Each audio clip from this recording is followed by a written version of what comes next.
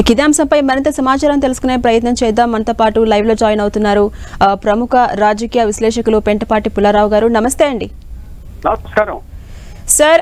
Supreme court సంచలనమైన తీర్పును వెలువరించింది SC ST వర్గీకరణకు సంబంధించి. దీన్ని మనం ఎలా చూడొచ్చు? వాళ్ళకి లాభం ఎలా చేకూరబోతుంది?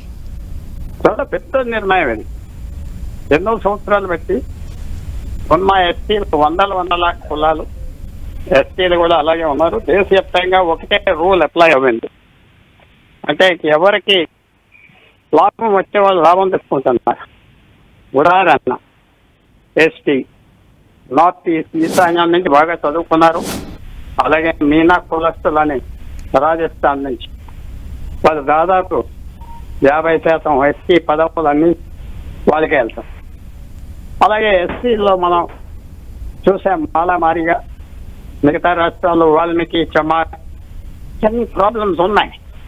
75 సంవత్సరాలంటే 4 తరాలు. ఇప్పుడు ఎవరైతే మాకేం రాలేదన్నారో వాళ్ళకి రావటం వస్తాయి. ఇది చాలా పెద్ద స్టెప్ సుప్రీంకోర్టు తీసుకున్నారంటే పెద్ద ఇంపాక్ట్ ఉంటుంది. రాజకీయంగా ఉంటుంది, సామాజికంగా ఉంటుంది. కొన్ని వర్గాలు దాంట్లో ఎవరైతే బాగా బెనిఫిట్ పొందారో వాళ్ళు కొద్దిగా తగ్గుతారు.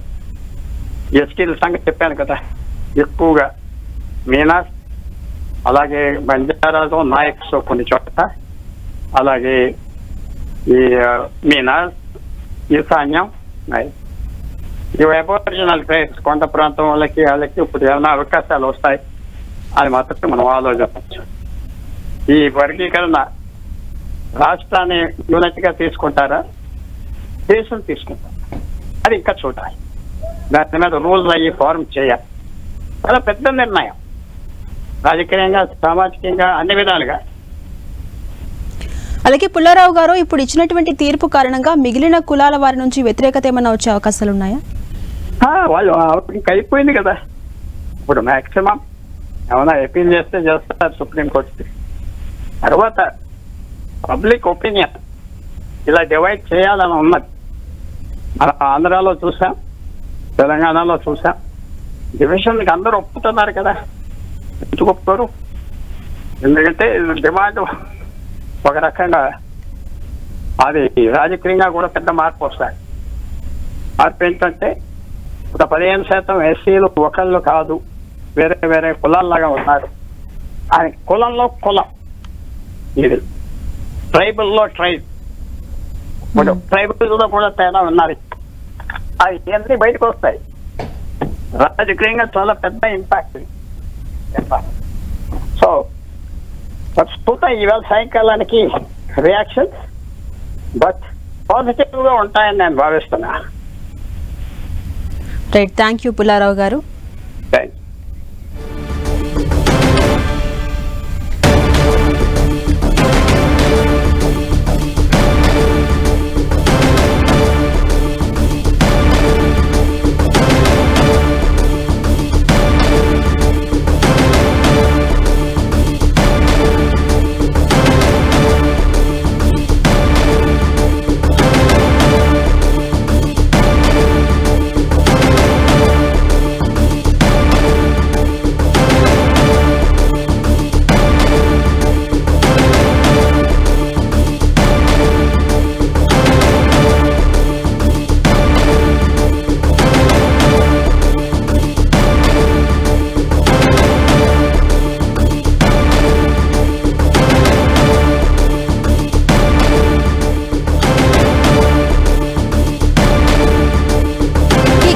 సమర్థించింది సుప్రీంకోర్టు. మనం చూస్తున్నాం ప్రెజెంట్ దానికి సంబంధించిన బ్రేకింగ్ న్యూస్ ని. రాజ్యాంగ ధర్మాసనం ఈవి చిన్నయ్య కేసులో 5 న్యాయమూర్తుల తీర్పును తోసిపుచ్చిన సుప్రీంకోర్టు ఆర్టికల్ 14 కుల ఉపవర్గీకరణను అనుమతిస్తుందన్న supreme court. Chief justice Chandrachud, justice Gavai, justice Vikramnath, justice Pankaj Mittal, justice Bela M Trivedi, justice Manoj Mishra, justice Satish Chandra Sharma ధర్మాసనం ఈ తీర్పును వెలువరించింది. ఎస్సీల్లో చాలా వెనుకబడిన వర్గాలు ఉన్నాయని సుప్రీంకోర్టు తెలిపింది. వర్గీకరణపై తీర్పు వెలువరించిన 7 సభ్యుల ధర్మాసనం. మనం చూస్తున్నాం ఎస్సీ ఎస్టీ వర్గీకరణపై సుప్రీంకోర్టు ఒక సంచలన తీర్పును వెలువరించిందనే చెప్పాలి. ఎస్సీ ఎస్టీ వర్గీకరణను సమర్థించింది సుప్రీంకోర్టు రాజ్యాంగ ధర్మాసనం. ఈవి చిన్నయ్య కేసులో 5 న్యాయమూర్తులు తీర్పును తోసిపుచ్చింది. ఈ కేసులో 5 న్యాయమూర్తుల తీర్పును తోసిపుచ్చింది సుప్రీంకోర్టు. ఆర్టికల్ 14 ప్రకారం కులం ఉపవర్గీకరణను అనుమతిస్తుందంది supreme court. Chief justice Chandrachud, justice Gavai, justice Vikramnath వీరందరితో కూడిన ధర్మాసనం అయితే ఇది తీర్పును వెల్లడించడం జరిగింది. ఎస్సీలో చాలా వెనుకబడిన వర్గాలు ఉన్నాయంటూ ఓవైపు సుప్రీంకోర్టు తెలిపింది. ఈ వర్గీకరణపై తీర్పును వెలువరించింది మొత్తం 7 సభ్యుల ధర్మాసనం. ఎస్సీ ఎస్టీ వర్గీకరణపై సుప్రీంకోర్టులో ఇదొక సంచలన తీర్పుగా చెప్పుకోవాలి. ఎస్సీ ఎస్టీ వర్గీకరణను సమర్థించింది సుప్రీంకోర్టు. ఇక వీరికి లాభం చేకూరే అవకాశం ఉంది. ముఖ్యంగా గిరిజన ప్రాంతాల్లో ఉన్న వారికి, వెనుకబడిన ప్రాంతాల్లో ఉన్న వారికి ఈ తీర్పు హెల్ప్ అయ్యే ఛాన్సెస్ ఉన్నాయి. మనం ప్రస్తుతం చూస్తున్నాం బ్రేకింగ్ న్యూస్ ని. ఎస్సీ ఎస్టీ వర్గీకరణపై సుప్రీంకోర్టు ఒక సంచలన తీర్పును వెలువరించింది. ఎస్సీ ఎస్టీ వర్గీకరణను సమర్థించింది సుప్రీంకోర్టు. రాజ్యాంగ ధర్మాసనం ఈవి చిన్నయ్య కేసులో 5 న్యాయమూర్తుల తీర్పును తోసిపుచ్చిన సుప్రీంకోర్టు ఆర్టికల్ 14 ప్రకారం కులం ఉపవర్గాలను వర్గీకరణను అనుమతిస్తుందన్న supreme court. Justice Chandrachud, justice Gavai, justice Vikramnath, justice Pankaj Mittal, justice Bela M Trivedi, justice Manoj Mishra, justice Satish Chandra Sharma ధర్మాసనం మొత్తంగా ఈ 7 దీనికి సంబంధించి ధర్మాసనం తీర్పును వెలువరించింది. ఎస్సీల్లో చాలా వెనుకబడిన వర్గాలు ఉన్నాయంటూ ఓవైపు సుప్రీంకోర్టు తెలపడం జరిగింది. వర్గీకరణపై తీర్పును వెలువరించారు మొత్తం ఈ 7 సభ్యుల ధర్మాసనం.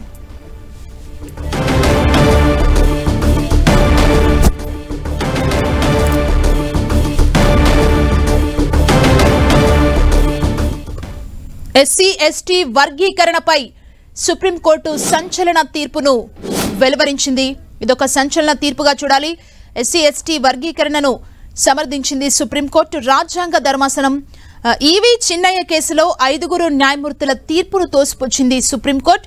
ఆర్టికల్ 14 ప్రకారం కులం ఉపవర్గీకరణను అనుమతిస్తుందన్న supreme court. Justice Chandrachud, justice Gavai, justice Vikramnath, justice Pankaj Mittal, justice Bela M Trivedi, justice Manoj Mishra, justice Satish Chandra Sharma ధర్మాసనం తీర్పునిచ్చింది. ఇక ఎస్సీల్లో చాలా వెనుకబడిన వర్గాలు ఉన్నాయంటూ సుప్రీంకోర్టు అభిప్రాయపడింది. ఈ తీర్పుతో చాలా వెనుకబడిన ప్రాంతాలు, ముఖ్యంగా గిరిజన ప్రాంతాలు, కొండ ప్రాంతాల్లో ఉన్న వారికి లాభం చేకూరే అవకాశం కనబడుతోంది.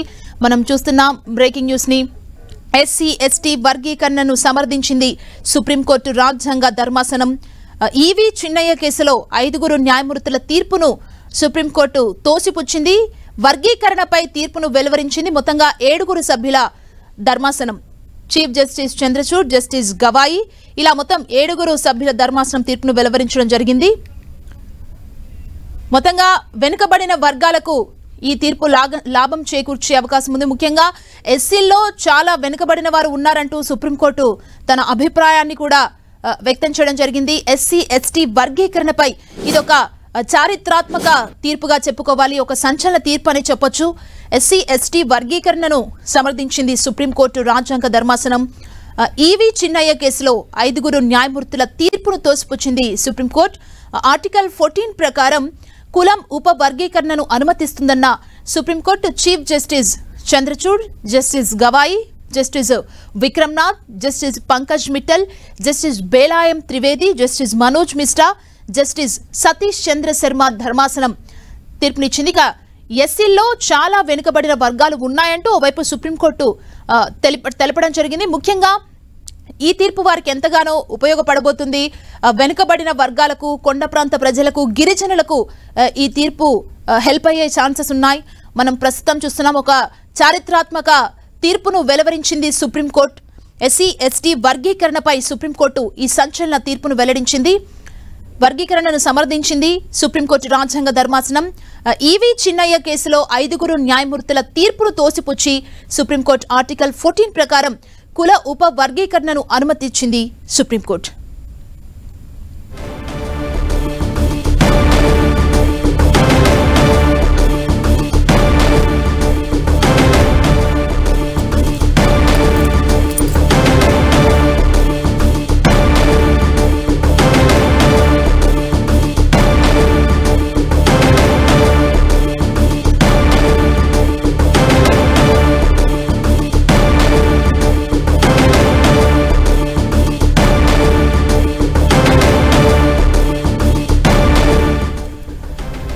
ఎస్సీ ఎస్టీ వర్గీకరణపై సుప్రీంకోర్టు చారిత్రాత్మక తీర్పును వెల్లడించింది. ఎస్సీ ఎస్టీ వర్గీకరణను సమర్థించింది సుప్రీంకోర్టు రాజ్యాంగ ధర్మాసనం. ఈవీ చిన్నయ్య కేసులో 5 న్యాయమూర్తుల తీర్పును తోసిపుచ్చిన సుప్రీంకోర్టు ఆర్టికల్ 14 ప్రకారం కులం ఉప వర్గీకరణను అనుమతిస్తుందని సుప్రీంకోర్టు తెలిపింది. ఇక chief justice Chandrachud, justice Gavai, justice Vikramnath, justice Pankaj Mittal, justice Bela M Trivedi, justice Manoj Mishra, justice Satish Chandra Sharma ధర్మాసనం తీర్పును వెలువరించింది. ఇక ఎస్సీల్లో చాలా వెనుకబడిన వర్గాలు ఉన్నాయంటూ ఓవైపు సుప్రీంకోర్టు అభిప్రాయాన్ని వ్యక్తం చేసింది. వర్గీకరణపై తీర్పును వెలువరించారు మొత్తం 7 సభ్యుల ధర్మాసనం. రాష్ట్రాల ఎస్సీ కేటగిరీని చేసుకునే వెసులుబాటును కల్పించింది సుప్రీంకోర్టు. 2004లో 5 సభ్యుల ధర్మాసనం ఇచ్చిన తీర్పును పక్కన పెట్టిన 7 సభ్యుల ధర్మాసనం ఎస్సీ రిజర్వేషన్లలో కేటగిరీ చేసుకునే అంశంపై సుప్రీంకోర్టుని ఆశ్రయించింది పంజాబ్ ప్రభుత్వం.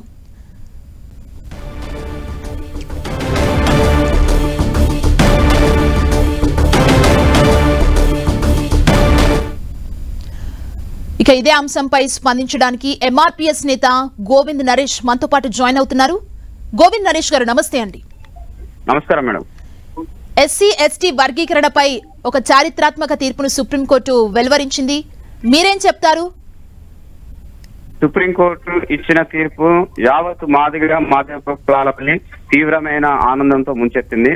ఈ తీర్పుపై ఎంఆర్పీఎస్ హర్షం వ్యక్తం చేస్తుంది. దాదాపు 3 దశాబ్దాల ఉద్యమం, 7 దశాబ్దాల మాదిగ కులాల ప్రజల ఆకాంక్ష నెరవేర్చిన రోజుగా దీన్ని మేము భావిస్తాం. ఇది మాదిగ ప్రజల జీవితాల్లో ఒక చారిత్రకమైన రోజుగా మేము అభివర్ణిస్తున్నాం. ఈ తీర్పు ఇవ్వడం ద్వారా విద్య, ఉద్యోగ, సంక్షేమ, రాజకీయ రంగాల్లో ఇప్పటికీ అట్టడుగు స్థానంలో ఉన్నటువంటి మాదిగ కులాల ప్రజలు అభివృద్ధిలోకి రావడానికి ఒక సంపూర్ణమైన మార్గం ఏర్పడడానికి దారితీసింది.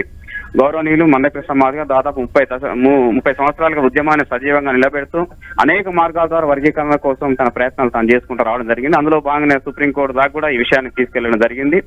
సుప్రీంకోర్టు ఇచ్చినటువంటి తీర్పు నిజానికి న్యాయాన్ని, సామాజిక న్యాయాన్ని నిలబెట్టిన తీర్పుగా మేము భావిస్తున్నాం. 2004లో ఇదే సుప్రీంకోర్టులో ఎస్సీ రిజర్వేషన్ల వర్గీకరణ రద్దయిన రోజు మా అధినేత మందకృష్ణ మాదిగ గారు కన్నీళ్లు పెట్టుకుంటూ బయటికి వచ్చాడు. తిరిగి 20 సంవత్సరాల తర్వాత ఈ రోజు సుప్రీంకోర్టు ఇచ్చిన తీర్పు న్యాయాన్ని బతికించిన తీర్పు, సామాజిక న్యాయాన్ని నిలబెట్టిన తీర్పు, రాజ్యాంగ స్ఫూర్తిని కనబరిచిన తీర్పు. ఇవాళ 20 ఏళ్ల కింద దుఃఖంలో ఏడుపుతో మందకృష్ణ మాదిగ గారు ఆనాడు సుప్రీంకోర్టు బయటకు వచ్చాడు. ఈ రోజు ఆనందంతో ఇవాళ మాదిగ జాతి ప్రజలు, మందకృష్ణ మాదిగ గారు ఇవాళ సుప్రీంకోర్టులో విజయం సాధించే రోజుగా మేము బయటకు రావడం జరిగింది. మొత్తంగా సుప్రీంకోర్టు ఇచ్చిన తీర్పు పట్ల మాదిగ జాతి తీవ్రమైన హర్షాన్ని వ్యక్తం చేస్తున్నాం మేడం. సుదీర్ఘ పోరాటం తర్వాత సుప్రీంకోర్టు ఈ తీర్పును వెలువరించింది. ఎలా చూస్తారంటే ఈ తీర్పుకు ముందు ఎలా ఉంటుంది ఎస్సీ ఎస్టీల ఉద్యోగ అవకాశాలు కావచ్చు, అండ్ ఈ తీర్పును ఎట్లా చూస్తారు? ఈ తీర్పు ప్రభావం విద్యా ఉద్యోగ అవకాశాలపై ఎలా ఉంటుందని మీరు అనుకుంటున్నారు? మేడం, వాస్తవంగా మేము ఎంఆర్పీఎస్ ఉద్యమం మొదటి నుండి మాదిగలకు రావాల్సిన న్యాయబద్ధమైన హక్కుల కోసం మాత్రమే పోరాటం చేస్తుంది తప్ప ఇది ఏ కులానికి రావాల్సిన అవకాశాలు తీసుకొచ్చి మాదిగలకు ఇవ్వమని కానీ, వేరే కులాల యొక్క షేర్ను తగ్గించమని కానీ మాత్రం ఎప్పుడు డిమాండ్ చేయలేదు. ఇది ఎవరికి వ్యతిరేకమైన పోరాటం కాదు. అంబేద్కర్ ఇచ్చినటువంటి ఉమ్మడి రిజర్వేషన్లో 10% తెలుగు రాష్ట్రాలు అమలు జరుగుతున్న క్రమంలో జనాభా రేషియో ప్రకారం మాదిగలు అత్యధిక సంఖ్యలో ఉన్నారు కాబట్టి వాళ్ళకి రావాల్సిన అవకాశం వాళ్ళకి ఇవ్వాలి. అలాగే మాల సామాజిక వర్గానికి రావాల్సిన అవకాశం వాళ్ళకి ఇవ్వాలి జనాభా ప్రకారం. ఇంకా మాదిగల కన్నా కింద ఉన్న ఉపకులాలకు రావాల్సిన అవకాశం కూడా వాళ్ళు ఇవ్వాలని చెప్పేసి మేము భావిస్తూ ఈ పోరాటం నడుపుకుంటూ వచ్చాము. స్టిల్ ఈ రోజు వరకు ఉదాహరణకు తెలంగాణలో లేదా దేశవ్యాప్తంగా గుర్తింపు పొందిన యూనివర్సిటీలో 100 సంవత్సరాల చరిత్ర కలిగిన ఉస్మాన్ యూనివర్సిటీ ఉంది. తెలంగాణ రాష్ట్రంలో మాదిగల జనాభా సుమారు 50 లక్షల పైగా ఉంది. మాదిగల జనాభా 21 లక్షల. అయితే ఉస్మాన్ యూనివర్సిటీలో ఈ రోజు కూడా మనం ప్రొఫెసర్ల లిస్టు తీసుకుంటే ఎస్సీ కేటగిరీలో మాల సామాజిక వర్గానికి సంబంధించిన ప్రొఫెసర్లు సుమారు 65 మంది ఉన్నారు. మాదిగ సామాజిక వర్గానికి సంబంధించిన ప్రొఫెసర్లు కేవలం 21 మంది మాత్రమే ఉన్నారు. అంటే జనాభా రేషియో చూసుకుంటే మాదిగల సంఖ్య ఎక్కువ, కానీ మాదిగలకు వచ్చిన అవకాశాలు చాలా తక్కువ. మాదిగలతో పోల్చుకుంటే మాలల జనాభా తక్కువ, వాళ్ళకి వచ్చిన అవకాశాలు ఎక్కువ. ఈ లెక్కను సరిచేస్తూ జనాభా ప్రకారం అవకాశం ఇచ్చి అందరూ సమానంగా అభివృద్ధిలోకి రావడం దారితీయాలనే ఉద్దేశంతో ఈ ఉద్యమం మొదలైంది. ఇక మీదట అసమానతలు ఉండకుండా సుప్రీంకోర్టు ఇచ్చిన ఈ తీర్పు తర్వాత విద్యారంగంలో కానీ, ఉద్యోగ రంగంలో కానీ, సంక్షేమ రాజకీయ రంగాల్లో కానీ ఏవైతే అవకాశాలు వస్తున్నాయో ఆ అవకాశాలు జనాభా ప్రకారం మాలలకు, మాదిగలకు మరియు ఉపకులాలకు అందరికి అందుతాయనే ఒక భావన ఈ రోజు నెలకొల్పబడుతుంది madam. Okay, thank you Govind Naresh గారు, మీ అభిప్రాయాన్ని షేర్ చేసుకున్నందుకు. సుప్రీంకోర్టు ఇది ఒక చారిత్రాత్మక తీర్పును వెల్లడించిందని చెప్పాలి. మనతో పాటు ఇదే అంశంపై మాట్లాడేందుకు జాయిన్ అవుతున్నారు కంచె ఐలయ్య గారు, సామాజికవేత్త. నమస్తే అండి. నమస్తే. ఎస్సీ ఎస్టీ వర్గీకరణపై సుప్రీంకోర్టు తీర్పును ఏ విధంగా చూస్తారండి? ఇప్పుడే విన్నా నేను 7గురులో 6 జడ్జిలు ఎస్సీ మొత్తము రిజర్వేషన్ లో వర్గీకరణ చేయడానికి కాన్స్టిట్యూషనల్ ప్రొవిజన్స్ లో అవకాశం ఉంది అని జడ్జిమెంట్ ఇచ్చిందని. అయితే ఇది యాక్చువల్ గా ఇంతకు ముందు ఇచ్చిన జడ్జిమెంట్ ఆనాడు కూడా కొంత లోపభూయిష్టంగా ఉండింది. అంటే కులాలు వివిధ దశలలో ఉన్నాయి, వివిధ రూపాలలో ఉన్నాయి. ఈ షెడ్యూల్ కాస్ట్ లో కూడా కొంత అడ్వాన్స్ అయిన కమ్యూనిటీస్ దాంట్లోనే అడ్వాన్స్, అంటే మొత్తంగా కులంతో చూస్తే వాళ్ళంతా అడ్వాన్స్ అయిందని చెప్పడానికి లేదు. మిగతా దాంట్లోనే ఉప కులాలు వెనుకబడి ఉన్నాయి. మన దగ్గర చూస్తే మహిళల కంటే మాదిగలు ఎడ్యుకేషన్ లో వెనుకబడి ఉన్న సంగతి వాస్తవం. కనుక 94లో ఈ ఉద్యమం ప్రారంభమైన దగ్గర నుంచి నేను దీన్ని సపోర్ట్ చేశాను. ఇవాళ సుప్రీంకోర్టు ఫైనల్ కాన్స్టిట్యూషనల్ జడ్జిమెంట్ ఇచ్చి రిజర్వేషన్ డివిజన్ చేసుకోవచ్చు అని చెప్పడం అనేది ఒక పెద్ద సమస్యకు పరిష్కారం దొరికింది. I think that is a very good development. I certainly welcome the judgement. Kancha Ilaiah గారు, మీరు చెప్పినట్లు మాలల కంటే మాదిగలు కాస్త వెనుకబడి ఉన్నారు అని ఇప్పటి వరకు మీరు చెప్పారు కదంటే, ఈ తీర్పు వారికి ఏ విధంగా హెల్ప్ అవుతుందండి? ఇంతకుముందే ఆల్రెడీ ఆంధ్రప్రదేశ్ లో అది ప్రూవ్ అయింది కదా. మాదిగలు అప్పుడున్న లెక్కల ప్రకారము చంద్రబాబు నాయుడు గవర్నమెంట్ చేయించిన కమిషన్ రిపోర్ట్ ప్రకారము మాదిగలు 2 ఉమ్మడి రాష్ట్రాలలో 7% ఉంటుంది. అయితే ఇప్పుడు స్టేట్స్ డివైడ్ అయినాయి కనుక తెలంగాణలో మాదిగల పర్సెంట్ ఇంకొంచెం ఎక్కువగా ఉండే అవకాశం ఉంది, మాలల పర్సెంట్ ఇంకొంచెం తక్కువగా ఉంటుంది. ఆంధ్రప్రదేశ్ లో మాలల పర్సెంట్ కొంచెం ఎక్కువగా ఉంటుంది. బహుశా అప్పుడు నాకు గుర్తున్నంత వరకు 7% మాదిగలు, 6% మాలలు ఉమ్మడి రాష్ట్రంలో అనుకుంటా. I have to verify again the data. So ఇప్పుడు తెలంగాణ ఆంధ్రప్రదేశ్ కొంత తేడా వస్తుంది. తెలంగాణలో మాదిగల సంఖ్య ఎక్కువ, మాలల సంఖ్య తక్కువ. ఆంధ్రప్రదేశ్ లో మాలల సంఖ్య ఎక్కువ, మాదిగల సంఖ్య తక్కువగా ఉండే అవకాశం ఉంది, లేదా ఈక్వల్ ఉంటారు. వీరు again the statistics have to be worked out. కనుక అంతకుముందు బహుశా అది పేరు రామచంద్రరావు కమిషన్ అనుకుంటా. ఆ కమిషన్ ఇచ్చిన దాని ప్రకారము ఒక 3 ఏళ్ళలో ఏమో రిజర్వేషన్ డివిజన్ అమలు అయింది ఉమ్మడి రాష్ట్రంలో. అమలైనప్పుడు మాదిగల పర్సంటేజ్ సీట్లలో పెరిగింది. అప్పటికి నేను ఉస్మానియా యూనివర్సిటీలో సీట్లు కేటాయించే రంగాన్ని కూడా చూస్తున్నాను. సో ఈ ఇద్దరికి మధ్య మార్కులలో తేడా ఉండేది. ఆ తేడా వల్ల మాదిగల లిస్టు సపరేట్ గా పెట్టి మాలల లిస్టు, మాలల ఉపకులాల లిస్టు, మాదిగల ఉపకులాల లిస్టు సపరేట్ గా పెట్టినప్పుడు డెఫినెట్ గా మాదిగల పర్సెంట్ కలిపి పెడితే ఇచ్చే సీట్ల కంటే లేదా ఉద్యోగాల కంటే మాదిగలకు చాలా ఎక్కువ వచ్చినాయి. ఇప్పుడు అదే పరిస్థితి ఉంటుంది. తెలంగాణలో మాదిగలకు చాలా అడ్వాంటేజ్, చాలా ఎక్కువ సీట్లు వస్తాయి, ఎక్కువ ఉద్యోగాలు వస్తాయి. దాంట్లో అనుమానం ఏం లేదు. Because the cost data is very clear about schedule caste. అది సెన్సెస్ లోనే ఉంటుంది.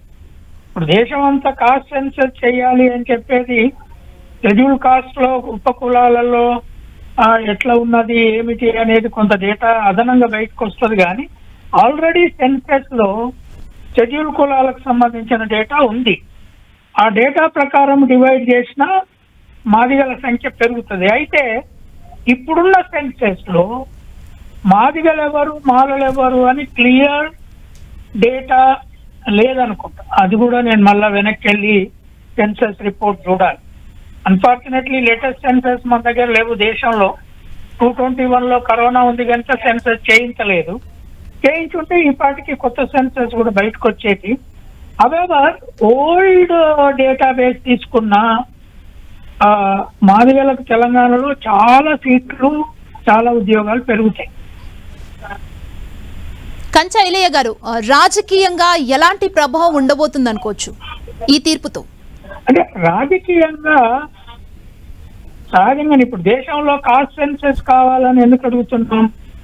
ఏ బీజేపీ గవర్నమెంట్ అయితే ఈ ఎస్సీ ఎస్టీ వర్గీకరణను మేము అనుకూలంగా ఉంటామని చాలా కాలం నుంచి చెప్పుకుంటూ వచ్చారు. పోయిన అసెంబ్లీ ఎన్నికల ముందు ప్రధానమంత్రి ఇక్కడ మీటింగ్ పెట్టి కూడా చెప్పారు. వాళ్ళు దేశంలో కాస్ట్ సెన్సస్ నేమో చేయడానికి ఇష్టపడట్లేదు. ఎందుకు అడుగుతున్నారు? కాస్ట్ సెన్సస్ వచ్చిన తర్వాత ఇప్పుడు ఎస్సీ ఎస్టీ వర్గీకరణలో ఎటువంటి అసెస్మెంట్ వాళ్ళ ఇప్పుడు మాదిగలు సుదీర్ఘ కాలము తోలు పనిలో ఉన్నారు దేశం మొత్తం మీద. ఇక్కడ మాదిగలు కానీ చమార్లు కానీ అయితే తోలు పనిలో ఉన్న ఉత్తరాది రాష్ట్రాలలో చమార్లకు నష్టం జరుగుతుంది. ఎందుకంటే చమార్లు తోలు పనిలో ఉన్నప్పటికీ ఎడ్యుకేషన్ లో ఉత్తరాది రాష్ట్రాల్లో అడ్వాన్స్ స్టేజ్ లో ఉన్నారు. ఇప్పుడు మహారాష్ట్ర తీసుకుంటే మహార్సు పెద్ద సంఖ్య, అది అంబేద్కర్ కాస్ట్. మాతంగులు చిన్న సంఖ్య, సుశీల్ కుమార్ షిండే కులం అది. సో డెఫినెట్ గా వాళ్ళకు కూడా వాళ్ళ జనాభా లెక్క ప్రకారము మహారాష్ట్రలో ఉద్యోగాలు రావట్లేదు. కర్ణాటక ఫర్ ఎగ్జాంపుల్, కర్ణాటకలో మాదిగలు ఎక్కువ, మాలలకు ఈక్వలెంట్ కమ్యూనిటీ ఏదైతే ఉందో అది తక్కువ. సో న్యాచురలీ రాజకీయ ప్రభావం ఉంటుంది, సీట్లు ఇచ్చే దగ్గర దాని ప్రభావం ఉంటుంది, తర్వాత మేధావి వర్గంలో తేడా వస్తుంది, ఒక కొత్త చైతన్యము బయలుదేరుతుంది కదా. తప్పకుండా రాజకీయాల్లో చాలా పెద్ద మార్పు, దళిత వర్గాలలోనే మార్పు వచ్చే అవకాశం ఉన్న ఇష్యూ అది. ఓకే, థ్యాంక్ యూ కంచా ఐలయ్య గారు, మీ అభిప్రాయాన్ని 10 టీవీతో పంచుకున్నందుకు.